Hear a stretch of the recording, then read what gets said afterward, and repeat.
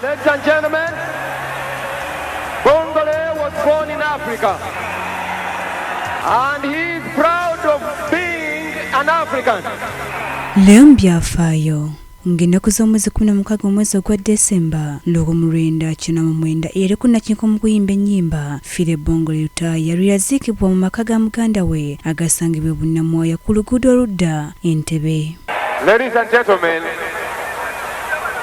I'm giving you the last song.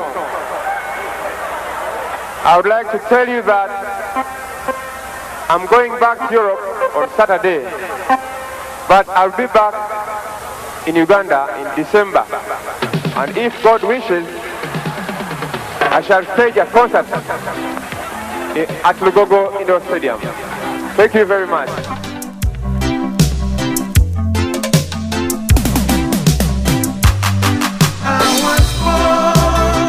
Yituva ku maaso ng'ennaku z'omwezi 15 Desemba 1999 ng'ali aweza emyaka 38 egy'obukulu ng'ezaalibwa ng'ennaku z'omwezi 19 omwezi ogw'Okubiri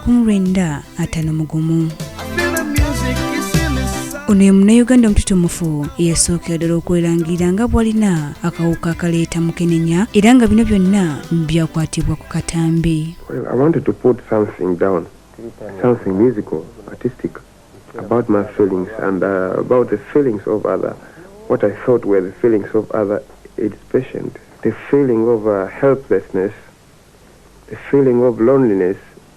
I wanted to express what I felt within myself. Out there somewhere, alone and frightened. Ng'erinaffe ekirwadde kino Lutaya yamala ebiseera bye ebisinga ng'awandiika ennyimba ezikwata ku bulamu bwe ne ku kirwadde era nga neyafulumya alubamu gye yatuuma Alone and Frightened. Tiyakoma ku kuwandiika nnyimba zokka wabula yatalagga amasomero ag'enjawulo kw'ossa n'amadiini ng'agenda abunya enjiri ey'ekirwadde kya siriimu. Lutaya tutumuka nnyo mu myaka gy'enkaga era nga yalambula amawanga agatali gamu omuli Democratic Republic of Congo, Kenya ne Japan. Mu 1980 yasalawo amakanda ge n'agateeka mu Sweden era nga neerikodingayo alubamu gye yatuuma Born in Africa nga luno luyimba lwatunda ennyo okwetoolwa Uganda ne gye buli eno.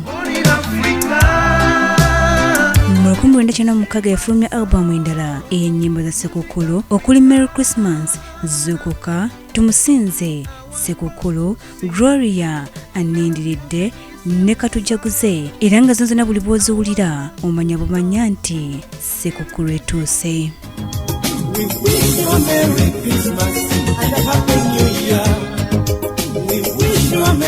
Newankubadde nga netuvadde ku maaso ennyimba zikyatambulira mu matu g'abantu ne gye buli eno era nga zettanirwa nnyo abantu. Mu 2004 Lutaya yaweebwa engule eya Pearl of Africa Music Awards gye wandiise Palm Award ng'eno engule yaweebwa omuntu akyasinze okukwata mu babiro era tava ku mulembe.